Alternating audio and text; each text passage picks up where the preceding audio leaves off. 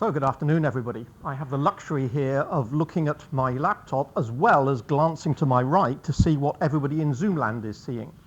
So sorry if my eye line is all wrong, because I don't know whether to look at the audience or my laptop or the Zoom or the ceiling. So let's just start by reminding ourselves and putting ourselves in the mood.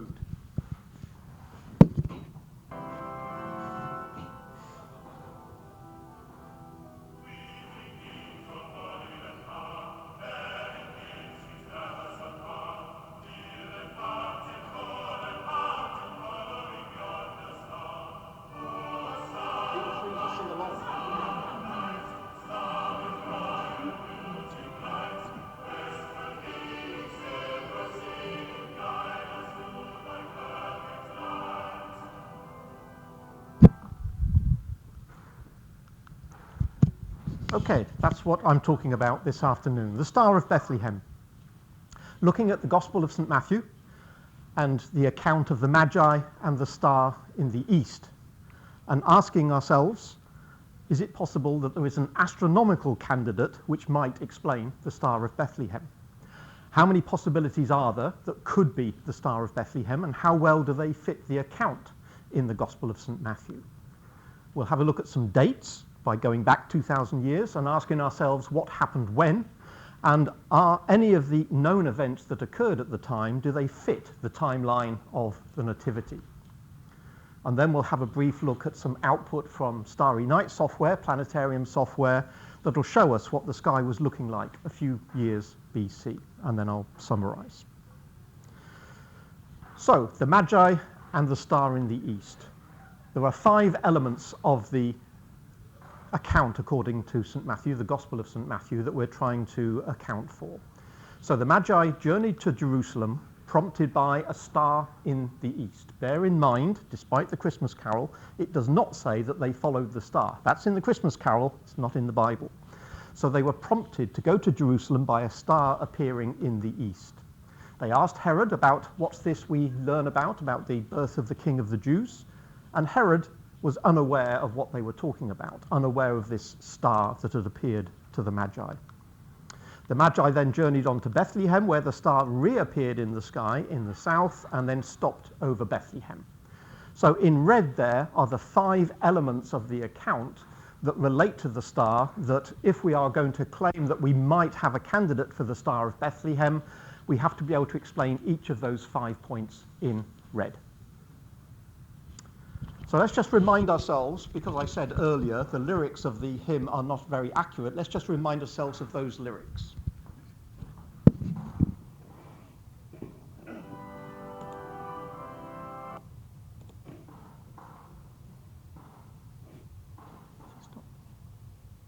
Shall I start that again? Let's just start that slide again so the sound is coming through.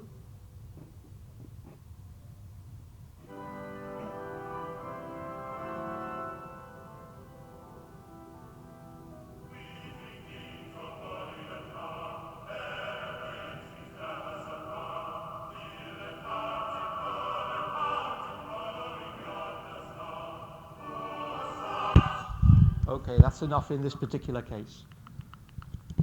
We're looking at the lyrics for the We Three Kings Christmas Carol. We three kings of Orient are, and then a little later, following yonder star. Being a scientist, I take issue with some aspects of that Christmas carol because it's not accurate for a number of different reasons. One is the assumption that there were 3 Magi. Nowhere in the Bible does it say that there were 3 kings or 3 wise men or 3 Magi. It's always assumed that there were 3 simply because the Bible mentions the 3 gifts that were brought: gold, Frankenstein, and myrrh. And if there are 3 presents bought, then perhaps there were 3 Magi, but that's just an assumption. Maybe there were 20 of them, 3 of whom brought presents, and the other 17 didn't realize you were supposed to.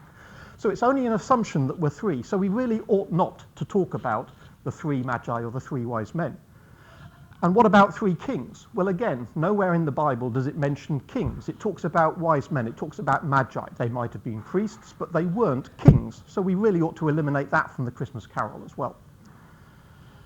And they were from somewhere east of Jerusalem. They might have been from Persia, they might have been from India, they might have been from Mongolia, but we don't know exactly where they were from. They weren't necessarily from the Orient, depending on your definition of Orient. It depends how lax your definition is. So perhaps we ought not to put that in there either. And as I've just mentioned, the Bible says they were prompted to go to Jerusalem by the appearance of a star in the east. They didn't follow a star, because of course if you follow a star in the east, you don't end up going west to Jerusalem. So no, they didn't follow yonder star. So you can see this Christmas carol is rapidly falling to pieces. And again, being a scientist, I would prefer to replace these words with much more specific, accurate words based on what the Bible actually says. So instead of "we three kings of Orient are," it really should be "we indeterminate number of men of unspecified geographic origin." And instead of following yonder star at the end of the verse, it really ought to be just "we saw a star." And now you can see why scientists don't write Christmas carols. Do we know they were men? Yes. Yep. Yes? Excuse me, could I just ask you to repeat Teresa's question for the benefit of people on Zoom? Very good. If people on Zoom are finding it difficult to hear in the audience, especially with masks, the question was, do we know they were men? And I can't remember which particular word it is, but one of the words used in the Bible, depending on whether you're going back to the Greek or the Hebrew or an earlier translation, it indicates male and it indicates plural. So that is one of the reasons we refer to them as the wise men, because wise men is a reasonable translation of Magi, and it is male and plural, as far as we can tell from the original translation. I am no biblical scholar, but I'm relying on what other people have told me. So it's an indeterminate number of men from an unspecified geographic origin, and they saw a star. And when we talk about the three wise men, we really ought to just refer to the n wise men, where n is a number greater than 1 because it's plural, but less than, I don't know, infinity, let's say, or possibly the population of the Earth at the time. So that would be the more accurate way of representing the We Three Kings Christmas Carol, which is, of course, why scientists don't write Christmas carols. So what is a star? We have to bear in mind that a star is not the star in the sense that we understand it in the astrophysical sense today, because the word star can be used for lots of different objects in the night sky. For instance, there are lots of fixed stars, fixed meaning not that they don't move relative to the Earth. As the Earth spins, of course, the stars rise and set, but they stay fixed in their positions relative to each other in the familiar constellations. But there are, of course, some dots of light that don't stay fixed like the other stars. Wandering stars, what we now would call planets. We understand what they are in terms of objects in the solar system, but originally they were just thought of non-fixed stars, stars that wander through the heavens.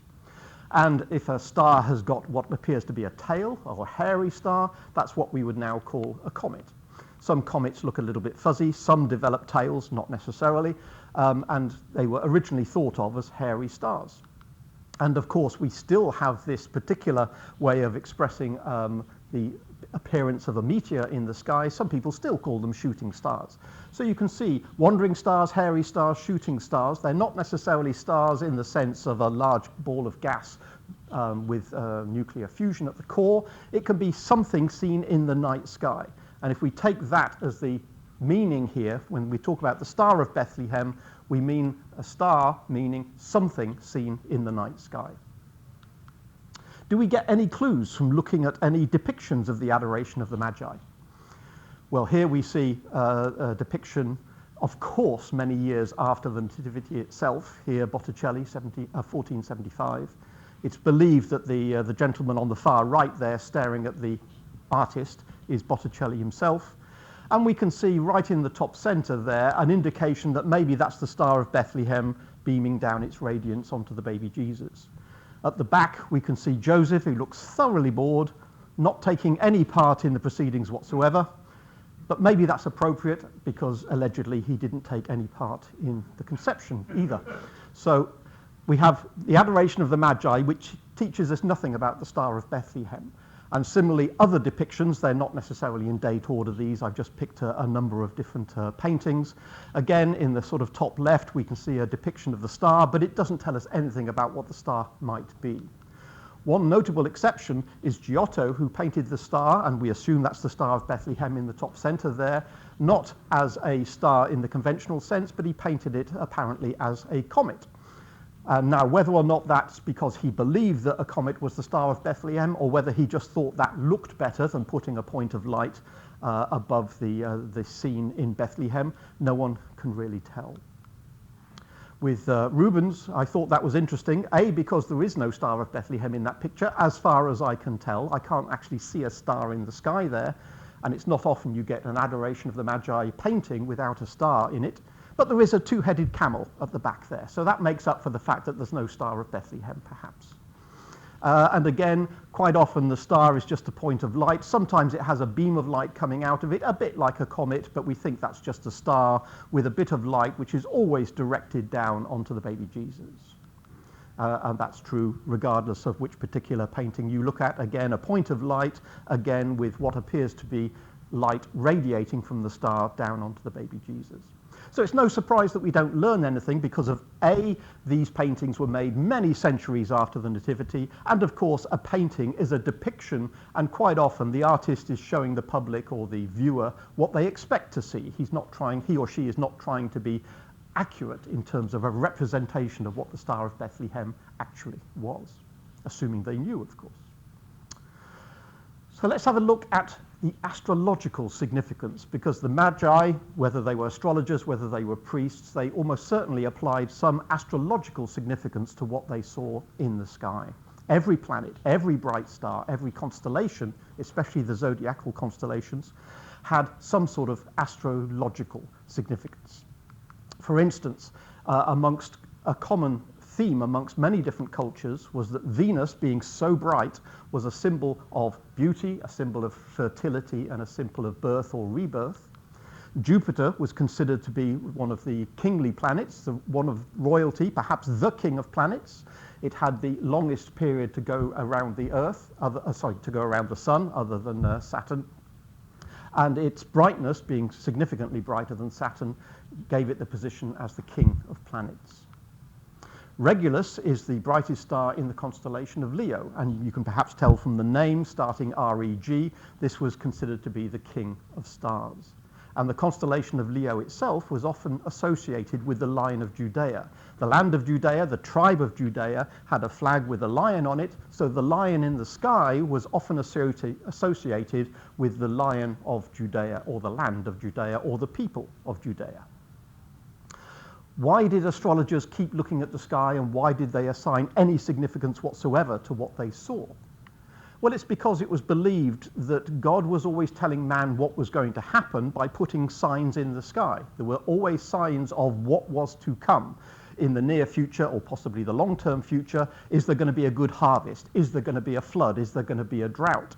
These signs were posted in the sky by God to tell man what he had in mind. In other words, the sky was basically God's Facebook page, and that's where you go to find out what is going on and what is likely to happen. So an astrologer could then tell their king what's likely to happen. Is he going to get overthrown? Are his people going to starve? Is there going to be a war, etc.? So there's all of these various aspects of astrological significance to things in the sky. So let's have a think about the candidates. What possible explanation could there be for the Star of Bethlehem in terms of objects that we might understand today? So for instance, what about a meteor shower? I'm going to look at each of those 5 aspects that we picked out of the Gospel according to St. Matthew and ask, could a meteor shower be interpreted as, for instance, a star in the east? Could it be that a meteor shower prompted the Magi to move from wherever they were towards Jerusalem? Well, a meteor shower, the meteors will be all over the sky, so it's difficult to see how you could interpret a meteor shower as being a star in the east, even if the star is loosely defined as a shooting star. Could it be significant? Well, you know that meteors occur effectively every night, and meteor showers occur many times in a year, over and over and over again. So the appearance of meteors, even many of them, wouldn't be considered to be significant. So we get a cross there. Is it possible that Herod wasn't aware of what the Magi had seen? Well, if it was only a meteor shower, then yes, why should Herod be aware of that being a portent of anything particular happening? Could a meteor shower reappear in the sky? Well, yes, meteors occur every night, and a shower occurring for a few days or possibly a week or more might disappear, and then another shower might start a month or a few months later. So it could reappear in the sky. But how could you interpret the fact that the star stopped in the sky? Meteors, generally speaking, flash across the sky in a fraction of a second, and there's no easy way of interpreting the meteor shower. The shooting stars stopped in the sky. So meteors don't seem to fit the bill. What about appearance of a comet? A number of people think a comet is quite likely to be the indicator of a Star of Bethlehem, but there's a couple of things that don't quite work. Could a comet appear in the east? Certainly it could. Could a comet be considered as significant? Well, if it was bright enough, it could indeed be considered significant. Is it possible that Herod wasn't aware of said comet?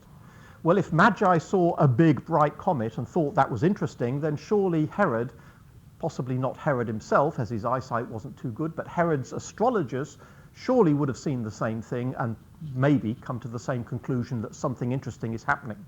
So it doesn't seem likely that a very bright comet would have been ignored by Herod.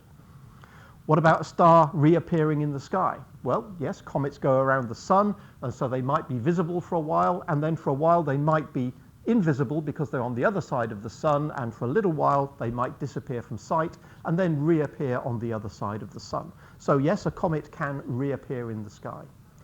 Can a comet stop in the sky? That's a little bit tricky. Perhaps not an X. Maybe that ought to be a question mark, because it is conceivable, though not very likely, that as a comet goes around the sun, as seen from Earth, it might perhaps for a while seem to stop in the sky, rather than apparently shoot across the sky the way they do over a period of days, weeks, or months. So a comet is getting close, but doesn't quite match all of the 5 criteria. What about a new star appearing in the sky? What about a nova?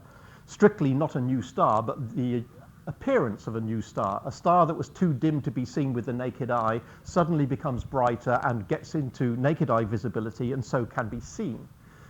Is it possible that a nova would appear in the east? Definitely, no reason why not.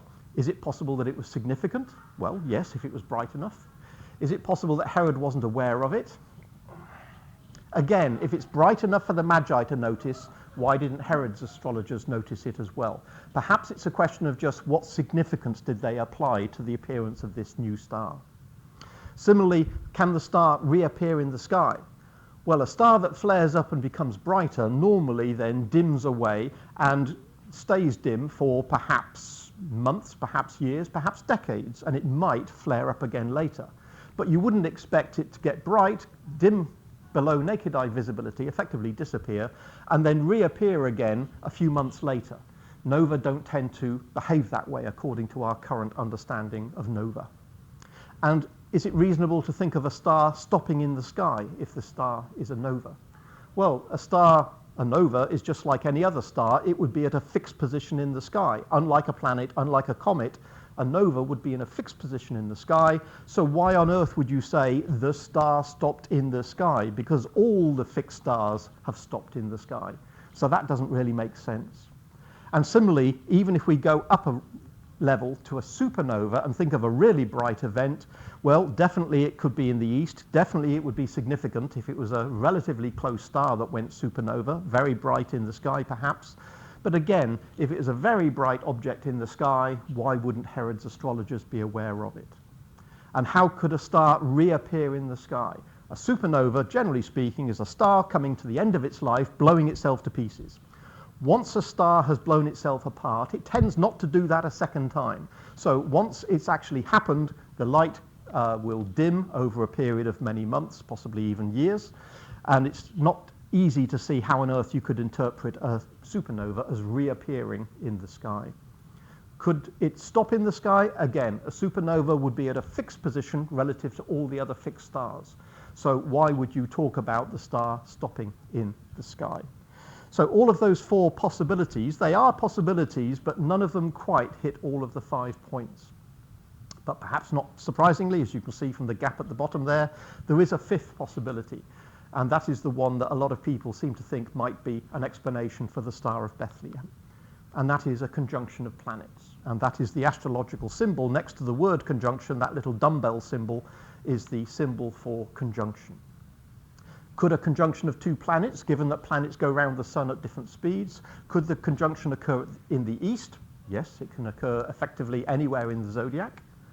Would it be significant? Well, it depends on what astrological significance you apply to this planet or the constellation in which they happen to temporarily line up. Is it possible that Herod wasn't aware of said conjunction of planets? Well, it's likely that his astrologers were aware of the existence of a conjunction of two planets coming together in the sky, but they didn't necessarily apply the same astrological significance. And so it is possible that they hadn't informed Herod of a particular conjunction, giving a particular indication of a prediction of the future. Could the star reappear in the sky? Well, planets are going around the sun at different speeds, and so yes, a conjunction that occurs at one particular time of a month in a given year, it can happen that that conjunction can reoccur. And could it happen that a star could stop in the sky? Well, planets, generally speaking, go around the sun and appear to go across our sky from west to east. But every once in a while, a planet can stop in the sky, and we'll see that in just a moment. So it looks like conjunction could be an explanation. At least it has the possibility of ticking off each of the 5 aspects of the Gospel according to St. Matthew. So first, a little bit of elementary mechanics to make sure we understand how planets move. The first thing to bear in mind is that inner planets always move faster than the outer planets. So if we just take a hypothetical green planet and red planet moving around the sun, at the moment, both of those planets are in the same part of the sky as seen from the sun or somewhere close to the sun, perhaps a planet orbiting a little closer to the sun. And because the inner planet is moving faster, after a little while, they're no longer in the same part of the sky. But eventually, now, they're in the same part of the sky again. And if we wait long enough, eventually the inner planet moving faster will catch up with the outer one, and they're in the same part of the sky again. So conjunctions will occur at particular intervals depending on how long it takes each planet to go around the sun. Generally speaking, they pass each other. They don't necessarily line up perfectly because each of the planets in the solar system is on an orbit which is inclined slightly relative to all the others. So generally speaking, planets pass each other with a degree or 2 or more between them as they pass each other rather than line up perfectly. The other aspect of conjunctions that we have to bear in mind, which again is based on the same idea that inner planets move faster than outer planets. So if we imagine, for instance, that the green planet is Earth and the red planet is, let's say, Mars, but it in principle could be Jupiter or Saturn, then because the Earth is moving faster than Mars, it is possible that although Mars will generally drift from west to east across the sky as it goes around the sun, every once in a while the Earth will overtake it on the inside lane, as it were. And so what happens is, just like if you're overtaken on the motorway, if a car is doing 50 miles an hour and you're doing 60, as you overtake that car, it appears like that car is moving backwards at 10 miles an hour as you're overtaking it. And the same is true here. Mars is always going in the same direction, but if we overtake it on the inside lane, it will appear as if Mars is going backwards for a while. So as far as plotting out the positions of planets on the sky, what actually happens is a planet will drift from west to east and then will stop in the sky and start moving backwards for a while, then stop in the sky and then continue moving forwards. It's nothing to do with the outer planet's motion. It's all to do with the fact that we are observing that planet from Earth, and Earth is going faster than the outer planets. And so every once in a while, when the planet is close to opposition on the opposite side of the sun from us, then we find this particular effect, so-called retrograde motion. And the retrograde motion is associated also with these 2 stopping points. The normal drift from west to east, stop, go backwards, stop again, continue going forwards. So let's have a look at the timeline. Now that we've got some understanding of what the possible candidates could be, let's see if anything was in the sky a few years prior to 1 BC. Bear in mind that there is no 0. If you go backwards from 2 AD to 1 AD, if you go back another year, you should get to 1 BC. If you ever try this for yourself in any planetarium software, bear in mind some software has got a bug in it and some some planetarium software actually puts a year 0 in. It goes from 2 to 1 AD, then 0 AD, and then 1 BC, which is incorrect. There never was a year 0. So just bear that in mind if you're trying to reproduce any of these observations. And I've got quite a few years before 1 BC because we're not too sure when Christ was born. Some people believe he was born somewhere in there between 4 BC and 8 BC. That's based on the fact that King Herod is believed to have died in 4 BC, and we know that Herod was alive at the birth of Christ. So there's a big uncertainty there, but that's what some scholars believe. Other biblical scholars, I can't vouch for this, I'm just relying on what other people have dug out of the Bible and other documents from the time. Some people believe that the death of Herod has been misdated, in the sense that you never have a definitive date for any reign of any king. What you get is King Herod died after the eclipse that followed the Great Flood, that followed this, that followed that. There's a whole set of events that tell you when one king started or another king died. And a number of people believe that the eclipse that was referred to just before the death of King Herod, people have taken the wrong eclipse. There were 2 eclipses not too far apart. And some people believe that King Herod died in 1 BC, not 4 BC, in which case Christ might have been born, let's say, 2 or 3 BC. I'm not too sure why nobody thinks that he was actually born between 3 and 4. There appears to be a little gap there. But basically, the bottom line is there's quite a lot of uncertainty. So what was in the sky at the time? Well, we know that there were some comets around. In about 12 BC, Halley's Comet was in the sky. And Halley's Comet could have been quite bright. It's a little difficult to tell because comets are like cats. They have tails and they're unpredictable. So we know where the comets are in the sky. We can work out from the orbital mechanics where they're likely to be. What's very difficult is to work out how bright they would be, because that depends on how much the sun is vaporizing the various ices in the nucleus, producing the tail. So it's very difficult to predict or to retrospectively work out how bright a comet would have been. So it is possible that Halley's Comet was quite bright in the sky. But that was 12 BC. Why would God post something on his Facebook page many, many, many years before the birth of Christ? Doesn't that seem a little bit premature? So if Halley had been around in sort of 5 or 6 BC, people would almost universally say, yes, Star of Bethlehem was Halley's Comet. But that seems a little too early. There are other comets around. The comet in 5 BC was Comet Holmes. Perhaps some of you saw that or photographed it a few years back when it appeared in our skies again. This was the one that suddenly inflated to a huge size, about the size of the sun or so, and so was easily visible and can easily be photographed without a telescope. But we don't think Comet Holmes would have been particularly bright at that time. In 4 BC, another comet was in the sky. I say it was in the sky, but I don't think it would have been a naked eye object. That comet in 4 BC was Churyumov-Gerasimenko. Remember that one? The one that Rosetta and Philae visited. Rosetta visited it and dropped a little lander called Philae on the surface. 67P is its shortened title. So that comet was around in the sense that if we work out the orbital mechanics, we can work out it would have been in principle visible in the sky in 4 BC, but it wouldn't have been visible to the naked eye. We think it would have been far, far too faint. So comets don't seem to fit the timeline. What about novae? Well, it would appear that the Chinese saw a nova in 5 BC and the Koreans saw a nova in 4 BC. Now, a nova that's bright enough to be visible with the naked eye is quite uncommon. You might not expect to get many of these in a century. So is it like buses? Do you wait a century and then 2 come along at once?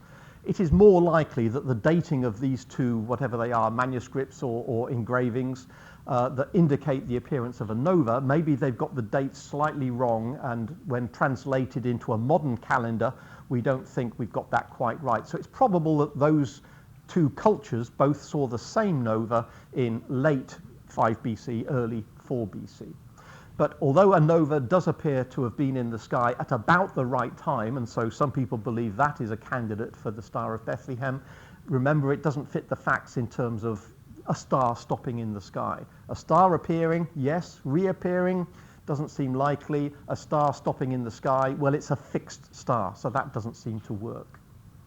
So if we come to the other candidate, what about conjunctions? There were, I'm using the astrological symbols here just for brevity, there were conjunctions of Jupiter and Saturn in about 6 BC, and that again is quite an interesting candidate for maybe that is the Star of Bethlehem. If you remember, Jupiter and Saturn came together in December last year, and so that was an interesting conjunction. And it is thought that maybe this conjunction in 6 BC might be an explanation. But I think a much more interesting one is what happened here.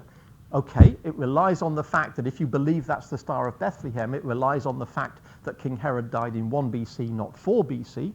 But if he did, this would be a very interesting conjunction.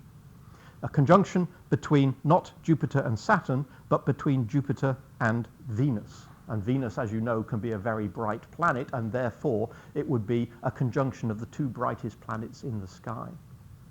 So let's just have a look at what the sky would have looked like at roughly, I'm going to start with, I'm sorry if the text here is a little bit too small, so let me just tell you what we're looking at the moment is the 1st of August in 3 BC. So ignore the date in the very top right. The very top right date of the screenshot is simply the date in which I ran this particular Starry Night simulation.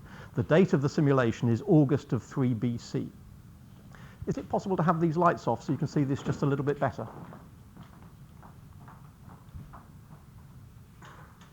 There you go. So we've got the main stars there, and hopefully you can just about make out the constellations as well. What I am not doing here is showing you where the horizon is, because as we go forward in time, the horizon would be jumping around backwards and forwards all over the place if we went fast forward through a few days or a few weeks or a few months.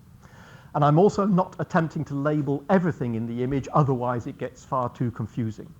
So labeled here are the constellations of Leo, roughly in the middle of the screen. And going sort of roughly speaking from bottom left to top right is the ecliptic, the line of the zodiac in which the planets are going to be going backwards and forwards. What I have labeled here, as you can see just to the right of Leo, is Jupiter. I'm not going to label anything else because it does get messy with all the labels on the screen. But what we have here is, I'm going to show you over the next few weeks and months what happens in the period between 3 BC and 2 BC in terms of what's happening between Venus and Jupiter in the constellation of Leo. So to the right of Jupiter is the planet Venus. And as I run this video, Venus moves to Jupiter. So just to the right of the constellation of Leo, Venus and Jupiter are now close together in the sky. What do we mean by close? Well, closer than, for instance, the diameter of the full moon. The diameter of the full moon is about 1/2 of a degree. Here, Venus and Jupiter would be closer together than 1/2 of a degree. They would still be separable as 2 bright objects, even though they're quite bright. But it would be quite spectacular because Venus would be something like magnitude -4, and Jupiter would be magnitude somewhere between -2 and -3. So 2 very bright planets very close in the sky. These are much brighter, remember, than the Jupiter and Saturn conjunction that we saw last year. And at this particular time of year, the sun is further to the left in this particular image, which means this particular conjunction of 2 bright planets would be seen in the early morning before sunrise. So in other words, here we have a star in the east. And what would this be interpreted as by an astrologer? Well, Venus has just come into conjunction with Jupiter in the constellation of Leo. Venus is associated with birth, Jupiter is associated with kings, Leo is associated with the land of Judea, or the Jews. So one way of interpreting what has just happened is, I've just seen a very bright star in the east, birth, king, Jews. So maybe something interesting is going to happen about the birth of a new king in the land of Judea. So the astrologers stroke their long beards and say, well, let's keep an eye on the sky and see what happens next. Over the next few months, Venus is moving faster than Jupiter around the sky. So Venus moves on, and Jupiter moves slowly through the constellation of Leo. And just about here, Jupiter moves in just by the star Regulus, which is the brightest star in the constellation of Leo. So the king of planets has just passed the king of stars. And because of what I showed you before, this idea of retrograde motion, Jupiter now stops in the sky, simply because the Earth is overtaking it, and Jupiter now starts to move backwards. We're now in December of 3 BC, just clicking over to January of 2 BC. Jupiter is now moving backwards, and it moves backwards and passes Regulus a second time. The king of planets has just passed the king of stars twice. And Jupiter is still going backwards, but after a little while it stops in the sky, and then it continues its forward motion going from west to east. And Jupiter passes Regulus a third time. The king of planets passes the king of stars, not once, not twice, but 3 times over the course of a few months. So the astrologers have already got a heads up. Star in the east, birth king Jews. And as they keep watching, it seems like there's something about one king handing over to another king, because the king of stars and the king of planets have just passed each other and been in a triple conjunction over a period of a few months. They say, maybe something very interesting is happening in the land of Judea. I wonder when we should go and find out what's actually happening. They watch the sky for a little bit longer, and in the meantime, Venus has been all around the sun and is coming back again. And there's Venus on the right coming through Leo, and Venus and Jupiter come into conjunction one more time. So again, birth and king, and it's still in the constellation of Leo, birth, king, Jews. That sign has now appeared twice. Once as a star in the east a few months ago, and now there's been a very, very close conjunction of these 2 planets. Previously, the conjunction was still resolvable as 2 stars. Anybody with reasonable eyesight could make them out as 2 separate points of light. But this conjunction is very, very close, much closer than anything else the astrologers of the time would ever have seen. Let me show you just how close in the sky Jupiter and Venus would have appeared. Remember, they didn't have telescopes, so when I zoom in, I'm zooming in to show you what a telescope would show you in terms of how close Venus and Jupiter got to each other. You can't ask to get much closer than that. This particular planetarium software shows Venus as a surface rather than a very bright white cloud deck.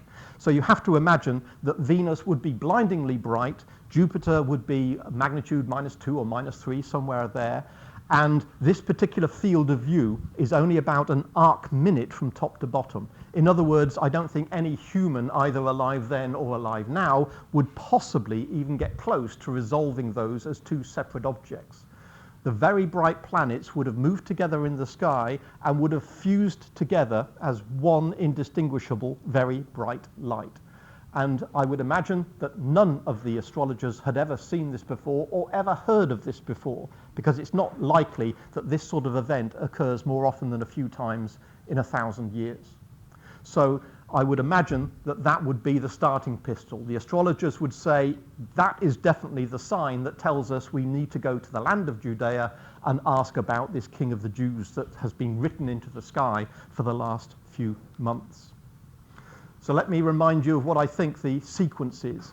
In August of 3 BC, there's a close, not fantastically close, but a close conjunction so that a star appeared in the morning, Venus and Jupiter in the constellation of Leo, birth of the king of the Jews. Then over the next few months, the king of planets passes the king of stars, not once, not twice, but 3 times. So maybe that's interpreted as one king handing over the crown to another king. And then in June of 2 BC, the same 2 planets, Venus and Jupiter, get together again, but this time they are so close they cannot be distinguished as 2 separate objects, and a very bright Venus is in conjunction with a bright Jupiter, and they merge together and then eventually separate again. That might have been the starting pistol to get them to go to the land of Judea. We don't know how far away they were because we don't know if they came from Persia, probably, but it could have been India, it could have been somewhere else. So we don't know how long it took them. They didn't necessarily ride camels, despite all the Christmas cards that you see. They could have walked. So we don't know how long it would have taken them to get to Bethlehem. But it's interesting to note that if you go on a few months, Jupiter does indeed stop in the sky a few months later. And Jupiter stops in the sky on a particular date in 2 BC, which happens to be the 25th of December, which is a complete fluke. It just happens to be the 25th. We know that that date is Christians taking over old pagan Saturnalia type celebrations. So it's just a coincidence that Jupiter stops in the sky on the 25th of December 2 BC. But the sequence of events, a star appears in the east, which could astrologically be interpreted as birth of the King of the Jews, followed by these other events. So maybe that was the Star of Bethlehem. Maybe it was those conjunctions that inspired the account. I'm not sure how many hundred years later when the Gospel was actually written. It might have been known events that were seen in the sky at the time, were handed down generation after generation. Perhaps that became the inspiration to weave it into the narrative of the birth of Christ. We have to remember that other Gospels don't include the Star of Bethlehem, so do we regard that as an actual happening or just an interesting story? Perhaps it wasn't those conjunctions. Maybe it was something completely different, or maybe it was a combination of conjunctions and a comet and a supernova and something else happening. Who knows? Working out what actually happened in terms of the astronomy is easy. You can dial the clock back 2,000 years and you can figure out what was in the sky to phenomenal accuracy. You can't figure out how bright comets would have been, but you can work out exactly where a planet would have been because we know to such fantastic precision now how they're moving. Dialing the clock back 2,000 years is not that big a deal. So determining the astronomical facts is easy, but second-guessing what the astrological interpretation was from either the Magi or other astrologers, such as King Herod's court, for instance, then that is essentially just guesswork. But regardless, the underlying message is of course the same, and that is I hope everybody has a very Merry Christmas. Thank you all very much.